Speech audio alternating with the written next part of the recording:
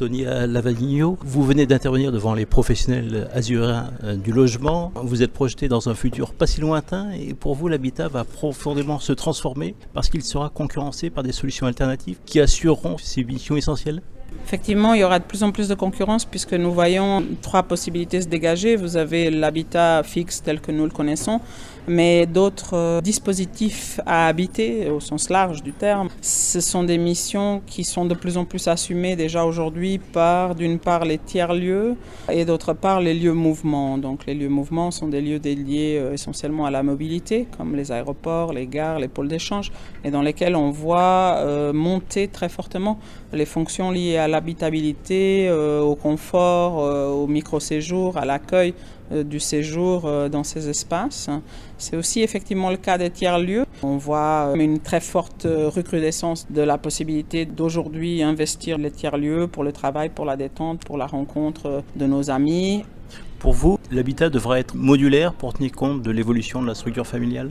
Alors c'est sûr que dans des cycles de vie qui se multiplient et qui se raccourcissent, ce qui va se passer, c'est qu'effectivement l'habitat devra être très modulaire parce qu'il doit pouvoir accompagner la possibilité que vous ayez besoin à des moments donnés dans ce cycle de vie d'avoir une pièce ou deux pièces en plus, notamment si vous devez gérer la possibilité d'avoir 2 week-ends par mois, plusieurs enfants qui sont importés dans votre habitat.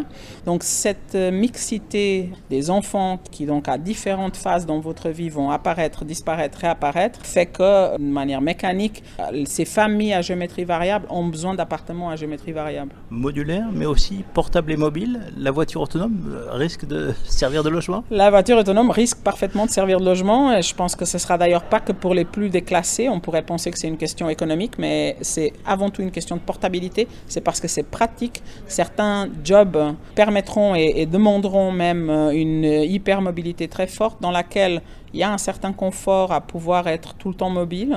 Et de ce point de vue-là, la voiture autonome répond avec beaucoup de confort, sans forcément d'ailleurs qu'elle soit très très grande. On n'est pas dans la logique du mobil-home très lourd, en tout, puisque ce n'est pas votre véhicule. C'est un véhicule que vous allez utiliser le temps qu'il vous faudra selon les usages que vous voulez en faire. Cette voiture, non seulement elle est mobile, mais la manière dont elle sera accessible et partagée sera beaucoup plus intéressante pour certains modes de vie. Et donc ça ne m'étonnerait pas qu'effectivement un nombre important de la population que j'évalue personnellement peut-être à 20%, donc une personne sur 5 adoptera plus facilement que ce qu'on pense ce mode de vie mobile. Alors pour terminer, que doivent faire les professionnels du logement pour se préparer à ces évolutions de l'habitat ?